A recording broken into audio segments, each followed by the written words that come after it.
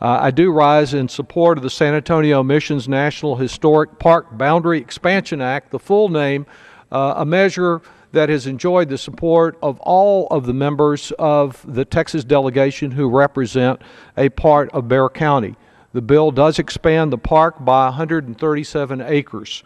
The Spanish missions in San Antonio are truly a unique treasure for us as Texans, but for all Americans.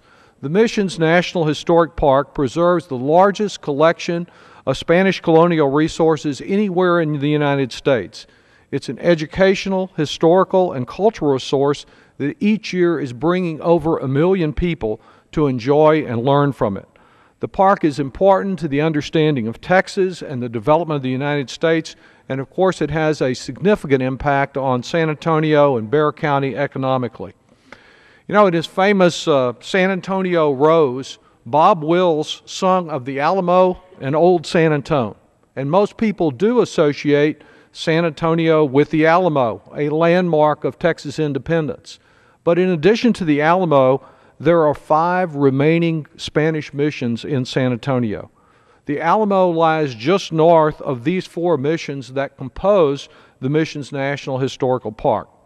All of them date back to the 1600s, 1700s, the oldest one to 1690, and they were built when the first of 6 flags flew over Texas as Spanish colonialists settled San Antonio, then on the frontier with the Comanches.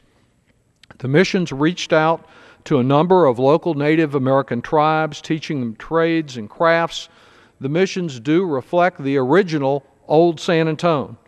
Thanks to the leadership of Bexar County Judge Nelson Wolf, there's now a great new Mission Reach trail that connects from near the Alamo to all 4 missions within the park. It's possible to walk or cycle that trail along the San Antonio River from the excitement of downtown, first to Mission Concepcion. Next up is the larger Mission San Jose, site of so many gatherings. Recently I joined Father Tony Posadas, Andrew Anguiano, a neighborhood association president Armando Cortez, and thousands of people who gathered there for the annual Mission Fest. Nearby is Mission San Juan Capistrano, a very narrow white stucco building, beautiful with its simplicity. Archbishop Gustavo Garcia Siller, Father David Garcia, and Father Jim Galvin recently reopened that mission after an impressive and complex restoration effort. Each of these missions is a working parish church, relying on their parishioners and fully restored thanks to the leadership of Father Garcia. Working closely with him is a group called Los Compadres, a group of committed citizens who've raised over $1 million for the continued restoration and preservation of the missions, led by Pamela Bain and Executive Director Susan Chandola. Their annual Music Under the Stars concert at Mission San Jose is a great way to experience the park. And thanks to the leadership of State Representative Joe Farias, park visitors also benefit now from a newly dedicated Veterans Memorial Bridge in the historic Bergs Mill area. The last of the missions, or the first when it comes to our colleague Congressman Gallego, is Mission Espada, and he'll have more to say about it, a very important part of the park. Among the many community partners who have joined with us in the delegation for park expansion are Susan Snow, the World Heritage Coordinator of the National Park Service, Suzanne Dixon with the National Parks Conservation Association, Bexar County Commissioners Tommy Atkinson and Chico Rodriguez, Shannon Miller with the city's Historic Preservation Office, Suzanne Scott with the River Authority, and Marco Barras with the San Antonio Tourism Council. They're making the missions even more accessible and enjoyable for both neighbors and tourists.